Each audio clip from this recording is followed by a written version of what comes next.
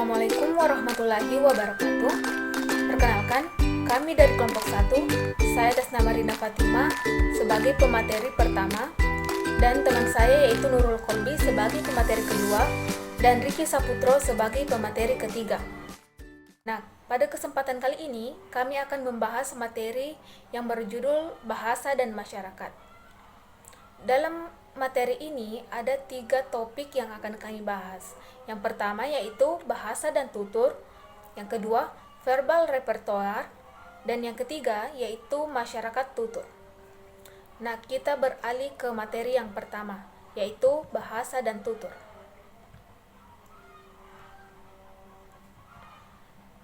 Oke, yang pertama yaitu pengertian bahasa dan tutur.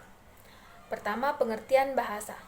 Bahasa ini diartikan sebagai penggunaan kode, di mana penggunaan kode tersebut merupakan gabungan dari fonem, lalu membentuk sebuah kata, lalu kata tersebut membentuk kalimat, di mana kalimat tersebut disusun berdasarkan dengan aturan sintaks, sehingga memiliki arti atau makna yang jelas.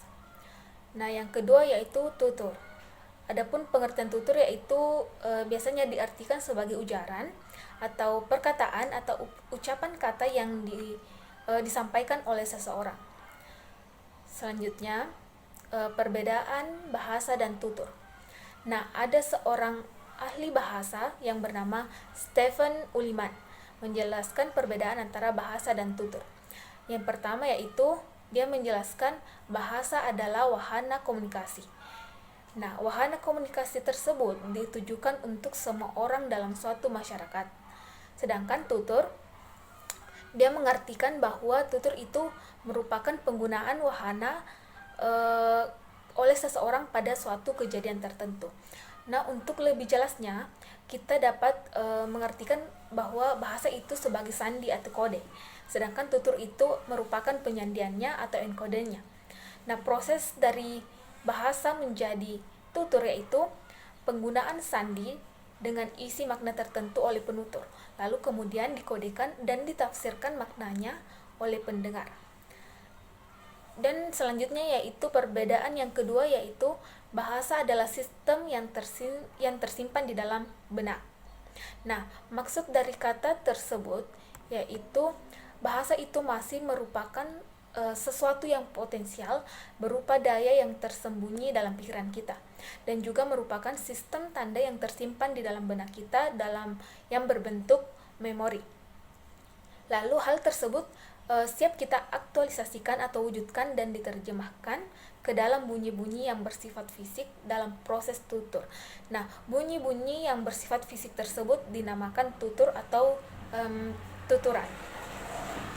Jadi sebenarnya bahasa itu tidak terdiri dari bunyi-bunyi dalam arti fisik, melainkan terdiri dari kesan-kesan bunyi yang tinggal di balik bunyi-bunyi nyata yang kita ujarkan atau kita dengar dari orang lain. Nah, ujaran yang kita dengarkan disebut dengan tutur. Oke, kita beralih ke materi selanjutnya yaitu ada seorang ahli bahasa yang bernama Ferdinand de Saussure membedakan 3 istilah yaitu antara langage, langue, and parole. Nah, ketiga istilah ini berasal dari bahasa Prancis, yang dalam bahasa Indonesia biasanya kita padankan dengan istilah bahasa. Walaupun ketiganya mempunyai pengertian yang sangat berbeda dalam bahasa Prancis, tetapi ketiga istilah tersebut masih memiliki sangkutan dengan bahasa. Oke, kita membahas yang pertama yaitu istilah langage. Dalam bahasa Prancis, istilah langage ini digunakan untuk menyebutkan bahasa sebagai lambang bunyi yang digunakan ketika ingin berkomunikasi atau berinteraksi antar sesama. Jadi, penggunaan kata atau istilah langage ini pada bahasa yaitu tidak mengacu pada bahasa tertentu, melainkan mengacu pada bahasa secara umum, misalnya yang kita sebut sebagai alat komunikasi manusia. Nah, istilah yang kedua yang disebutkan oleh Ferdinand de Saussure yaitu langue. Langue yang dimaksud di sini yaitu merupakan sistem lambang bunyi yang digunakan oleh sekelompok masyarakat tertentu. ketika mereka ingin berkomunikasi atau berinteraksi antar sesama. Nah, yang terakhir yaitu istilah yang terakhir yaitu parol. Parol ini memiliki sifat konkret karena parol merupakan pelaksanaan dari istilah long dalam bentuk ujaran atau tuturan yang kita sampaikan dan dilakukan oleh anggota masyarakat ketika mereka ingin berinteraksi atau berkomunikasi antar sesama. Nah, dalam studi linguistik yang menjadi kajiannya yaitu long sebagai suatu sistem bahasa tertentu, tetapi dilakukan dengan parol karena parol ini dapat diamati secara empiris atau nyata, sedangkan long ini tidak dapat diamati secara empiris atau nyata. Nah, dari ketiga istilah antara longish, long, and parol terlihat bahwa kata atau istilah ini dalam bahasa Indonesia menanggung beban yang amat berat karena istilah ini berasal dari bahasa Perancis, maka dapat dipadankan dengan satu kata yaitu dengan kita sebut dengan istilah bahasa meskipun artinya itu memiliki konteks yang berbeda-beda. Nah, selanjutnya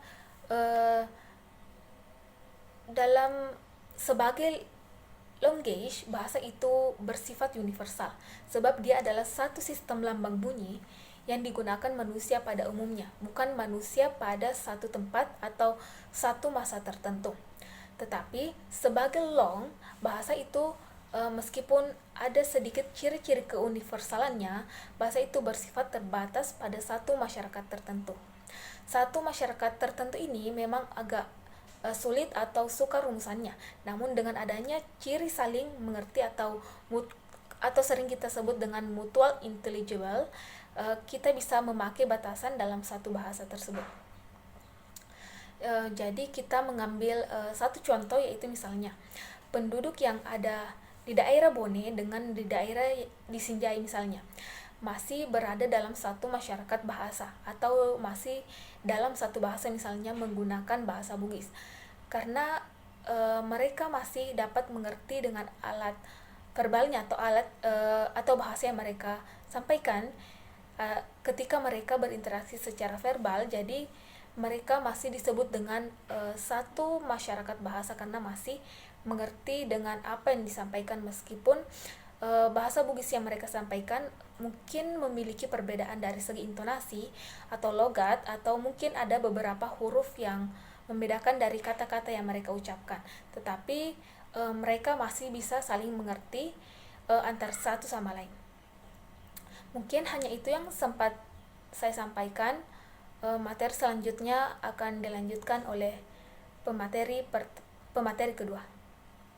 Okay, hello, my name is Nurul Kolbi, the second speaker. Jadi saya akan melanjutkan materi yang telah dijelaskan oleh pemateri pertama. Langsung saja, adanya saling mengerti itu disebabkan karena adanya kesamaan sistem dan subsistem, seperti fonologi, morfologi, sintaksis, leksikan, dan semantik di antara parol-parol yang digunakan. Tetapi antara penduduk di Bone dengan penduduk di Banyumas tidak akan saling mengerti secara verbal di antara mereka karena memiliki ketidaksamaan.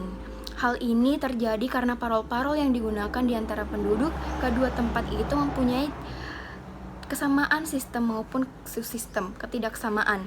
Kemudian, ketidaksamaan inilah yang menjadikan kedua masyarakat ini terjadinya tidak saling mengerti.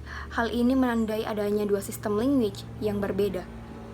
Maka dalam kasus parol yang digunakan penduduk di Bone dan di Banyumas ini kita sebut adanya dua buah sistem language, yaitu bahasa Bugis di Bone dan bahasa Jawa di Banyumas. Dengan demikian, kita menyebut dua parol dari dua masyarakat yang berbeda sebagai dua buah bahasa yang berbeda adalah karena tidak adanya saling mengerti dari verbal masing-masing. Kemudian, penamaan ini adalah berdasarkan kriteria linguistik. Namun, dalam berbagai kasus, kita temui adanya dua masyarakat bahasa yang saling mengerti, tetapi mengaku menggunakan bahasa yang berbeda. Contohnya, di Malaysia, mereka mengaku menggunakan bahasa Melayu, sedangkan di Indonesia, mereka mengaku menggunakan bahasa Indonesia. Sedangkan penduduk penduduk-penduduk yang berbeda ini tidak memiliki kesamaan secara linguistik, namun memiliki kesamaan secara sistem dan subsistem. Maka dalam kasus ini, penamaan bahasa Indonesia dan bahasa Malaysia atau Melayu bukanlah berdasarkan kriteria linguistik, tetapi melainkan berdasarkan kriteria politik. Nah, kemudian poin yang kedua adalah verbal repertoire. Repertoire atau verbal repertoire adalah sebuah bahasa beserta ragam-ragam bahasa yang dimiliki atau dikuasai oleh seorang penutur. Misalnya, melalui hasil pendidikan atau pergaulan dengan penutur bahasa yang di luar lingkungannya. Kedua, seseorang menguasai bahasa ibunya yaitu bahasa Indonesia. Selain itu, dia dapat menguasai bahasa yang ada pada daerahnya, dan dia juga dapat menguasai bahasa-bahasa asing seperti bahasa Inggris, bahasa Mandarin, dan bahasa lain sebagainya. Nah, verbal repertoire terdiri dua macam. Yang pertama adalah yang dimiliki penutur secara individual atau verbal repertoire individu. Nah, maksudnya penutur secara individual mengacu pada alat-alat verbal yang dikuasai oleh penutur, termasuk kemampuan untuk memilih norma-norma sosial bahasa sesuai dengan situasi dan fungsinya. Yang kedua, yang merupakan milik masyarakat, tutur secara keseluruhan atau verbal repertoire sosial. Nah, mengacu kepada keseluruhan alat-alat verbal yang ada di dalam masyarakat, serta dengan norma-norma untuk memilih variasi yang sesuai dengan konteks sosialnya. Nah, verbal repertoire setiap penutur ditentukan oleh masyarakat di mana dia berada atau dikondisikan sesuai dengan lingkungan. Sedangkan verbal repertoire suatu masyarakat tutur terjadi dari himpunan verbal repertoire semua penutur di dalam masyarakat. Nah, poin ke-C atau poin ketiga adalah masyarakat tutur. Dalam bahasa Inggris, masyarakat tutur memiliki peranan istilah, yakni speech community. Nah, masyarakat tutur secara teori termasuk ke dalam variasi atau ragam bahasa dalam konteks sosialnya. Ragam bahasa dalam konteks sosial memiliki dua hal yang saling berkaitan, yaitu verbal repertoire dan masyarakat tutur. Jadi mungkin itu saja yang dapat saya sampaikan. Materi selanjutnya akan dijelaskan oleh pemateri ketiga.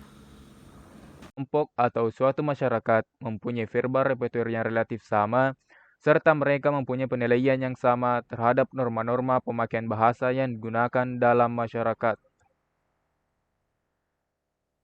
Dan secara teori, masyarakat tutur termasuk ke dalam variasi atau ragam bahasa dalam konteks sosial, di mana ragam bahasa dalam konteks sosial ini memiliki dua hal yang berkaitan, yaitu verbal repertoire dan masyarakat tutur.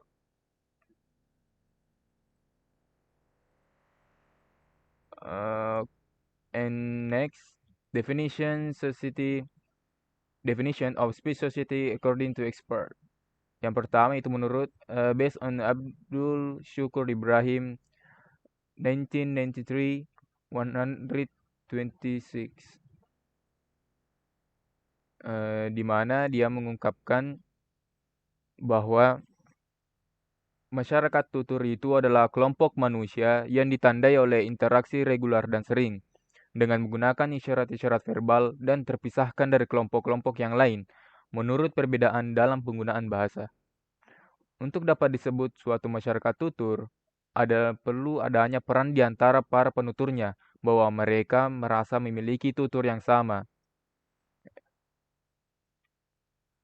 And the next, Fishman in Abdul Chair and Leonie Agustina 2004 and 36, di mana dia menjelaskan bahwa masyarakat tutur itu memberi batasan bahwa suatu masyarakat yang anggota-anggotanya setidaknya mengenal satu variasi tutur beserta norma-norma yang sesuai dengan pemakaiannya. Hal ini menjelaskan bahwa masyarakat tutur bersifat netral dalam arti dapat digunakan secara luas dan besar, serta dapat pula digunakan dalam masyarakat kecil, dan kelompok orang yang menggunakan bahasa relatif sama dan mempunyai penilaian sama dengan pemakaian bahasanya. And seen from narrow and wide verbal repertoire, speech society can be distinguished two types, that is, and one society speech whose repertoire of use is wider and shows the verbal repertoire of each speaker more large else. And two, second, society speech in which some members have the same daily experience and life aspiration and show ownership of a narrow linguistic area and including difference in variation. Dan dilihat dari luas dan sempitnya verbal repertoire, masyarakat tutur dapat dibedakan menjadi dua macam, yaitu yang pertama, masyarakat tutur yang repertoire pemakaiannya lebih luas dan menunjukkan verbal repertoire setiap penutur lebih luas pula. Dan yang kedua, masyarakat tutur yang sebagian anggotanya mempunyai pengalaman sehari-hari dan aspirasi hidup yang sama dan menunjukkan pemilikan wilayah linguistik yang lebih sempit, termasuk juga perbedaan variasinya. Dan kedua jenis masyarakat tutur ini terdapat baik dalam masyarakat yang termasuk kecil dan tradisional maupun masyarakat besar dan modern. Masyarakat modern mempunyai kecenderungan di mana masyarakat itu memiliki tutur yang lebih terbuka dan cenderung menggunakan berbagai variasi dalam bahasa yang sama. Sedangkan masyarakat tradisional bersifat lebih tertutup dan cenderung menggunakan variasi dalam beberapa bahasa yang berlainan. Penyebab kecenderungan itu adalah berbagai faktor sosial dan faktor kultural. Baik, oke, that's all for me.